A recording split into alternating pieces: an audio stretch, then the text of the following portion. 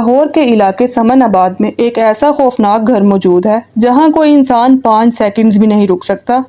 کہتے ہیں کہ اس گھر میں داخل ہوتے ہی انسان کا دم گھٹنے لگتا ہے اور ایسا لگتا ہے جیسے کوئی اس کا گلا دبا رہا ہو۔ کہا جاتا ہے کہ اس گھر میں کئی سال پہلے ایک عورت رہا کرتی تھی جو کالے جادو کی ماہر تھی اور اس کے قبضے میں کئی خطرناک طاقتیں بھی تھی۔ رات کے وقت وہ عورت گھر میں اندھیرا کر لیتی اور موم بتیاں جلا کر کچھ عجیب و غریب منتر پڑھا کرتی تھی۔